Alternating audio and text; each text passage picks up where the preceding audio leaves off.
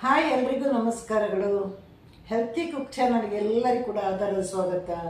ಇವತ್ತು ನಾನು ಸಬ್ಬಕ್ಕಿ ಮತ್ತು ಶಾವಿಗೆ ಹಾಗೂ ಗೋಡಂಬಿ ದ್ರಾಕ್ಷಿ ಎಲ್ಲ ಹಾಕಿ ಒಂದು ಹಾಲಿನ ಪಾಯಸ ಮಾಡ್ತೀನಿ. ಕ್ವಿಕ್ಕಾಗಿ ಮಾಡ್ತೀನಿ. ಎಷ್ಟು ಬೇಗನೆ ಹೇಗೆ ಮಾಡೋದು ಅಂತ ನಿಮಗೆಲ್ಲರಿಗೂ ನಾನು ಹೇಳಿಕೊಡ್ತೇನೆ. ತುಪ್ಪ ಎಲ್ಲ ಹಾಕಿ ಒಂದು ಸೂಪರಾಗಿರೋ ಪಾಯಸ ಮಾಡಿ ತೋರಿಸ್ತೇನೆ ನಾನು. ಬನ್ನಿ ಹಾಗೆ ನೋಡ್ಕೊಂಡು ಬರುವ. ಇಲ್ಲಿಗ ಚಿಕ್ಕ ಗ್ಲಾಸಲ್ಲಿ ನಾನು ಸಬ್ಬಕ್ಕಿ ತಗೊಂಡಿದ್ದೇನೆ. ಇದನ್ನು ಈಗ ತೊಳೆದು ಬರಬೇಕು.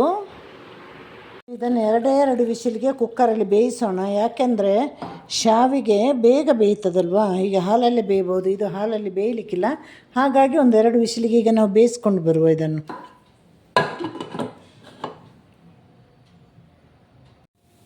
ಇಲ್ಲಿ ನಾನು 1 ಲೀಟ್ರ್ ಹಾಲು ತಗೊಳ್ತಾ ಇದ್ದೇನೆ. ಸ್ವಲ್ಪ ಗಟ್ಟಿ ಹಾಲು. ಅದಕ್ಕೆ ಒಂದು ಅರ್ಧ ಲೋಟ ನೀರು ಹಾಕ್ಬೋದು.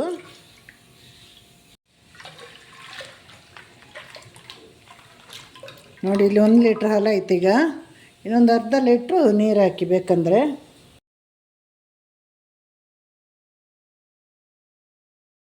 ಒಂದು ಚಿಕ್ಕ ಗ್ಲಾಸ್ ಸಬ್ಬಕ್ಕಿಗೆ ಅಷ್ಟೇ ಪ್ರಮಾಣದ ಶಾವಿಗೆ ನಾನು ತಗೊಂಡಿದ್ದೇನೆ. ಈಗ ತುಪ್ಪದಲ್ಲಿ ಇದನ್ನು ಉರಿಯುವ. ಬಿಸಿ ಪಾತ್ರೆಗೆ ನಾನಿಲ್ಲಿ 2 ಸ್ಪೂನಷ್ಟು ತುಪ್ಪ ಹಾಕ್ತಾ ಇದ್ದೇನೆ. ತುಪ್ಪ ಬಿಸಿಯಾಗಿದೆ. ಸೀದು ಹೋಗದಾಗೆ ಶಾವಿಗೆನ ಉರಿಬೇಕು. ನಾವು ಫುಲ್ ಸಿಮ್ಮಲ್ಲಿ ಇಟ್ಕೊಂಡು ಉರಿಬೇಕು.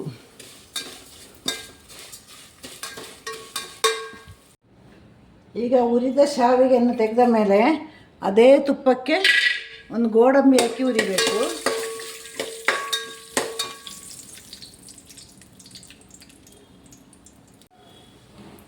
ಗೋಡಂಬಿ ರೆಡ್ ಕಲರ್ಗೆ ಬಂದ ಮೇಲೆ ದ್ರಾಕ್ಷಿ ಹಾಕಿ.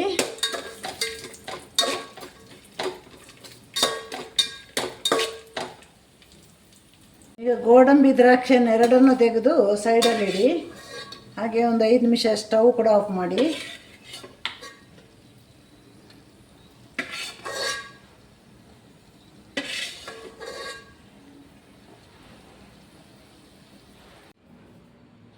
ಮೊದಲು ಬೇಯಿಸಿರುವ ಕುಕ್ಕರಲ್ಲಿ ಸಬ್ಬಕ್ಕಿ ಬೇಯಿಸಿದೆ ಅಲ್ವಾ, ಅದನ್ನು ಹಾಕಬೇಕು.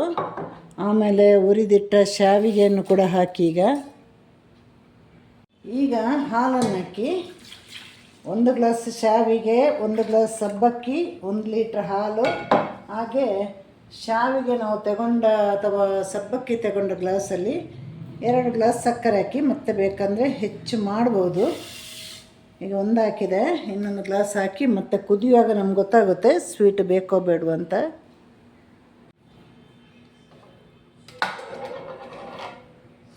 ಈಗ ಇದನ್ನು 2 ಗ್ಲಾಸ್ ಸಕ್ಕರೆ ಹಾಕಿದ ಮೇಲೆ ಕುದಿಸಬೇಕು. ಪಕ್ಕದಲ್ಲೇ ನಿಂತ್ಕೊಳ್ಬೇಕು, ಕದಡಿಸ್ತಾ ಇರಬೇಕು, ಸೀದು ಹೋಗಬಾರ್ದು. ಈಗ ಒಂದು 4-5 ಏಲಕ್ಕಿನ ಪುಡಿ ಮಾಡಿ ಇಟ್ಕೊಳ್ಬೇಕು.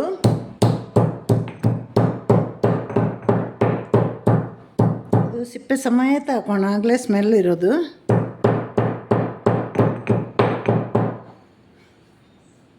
ಮೊದಲೇ ಸಬ್ಬಕ್ಕಿ ಬೆಂದಿದಲ್ವ, ಹಾಗಾಗಿ ನಾವು ಇದನ್ನು ಒಂದು 4-5 ನಿಮಿಷ ಬೇಯಿಸಿದರೆ ಸಾಕು. ಹಾಗೆ ಮಧ್ಯೆ ಈ ಥರ ಸೌಟನ್ನು ಕೂಡ ಆಡಿಸ್ತಾ ಇರಬೇಕು.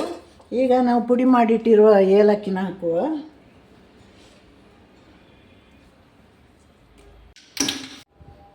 ಈಗ ಪಾಯಸ ಕುದೀತಾ ಇದೆ, ಹಾಗೆ ನಾನು ಏಲಕ್ಕಿ ಕೂಡ ಹಾಕಿದ್ದೇನೆ. ಈಗ ಬಾಸ್ಮತಿ ರೈಸ್ ಮತ್ತು ಮಿಲ್ಕ್ ಮೇಡ್, ಬಾದಾಮಿ ಎಲ್ಲ ಹಾಕಿ ಇನ್ನೊಂದು ರೀತಿಯಲ್ಲಿ ಕೂಡ ಪಾಯಸ ಮಾಡ್ಬೋದು.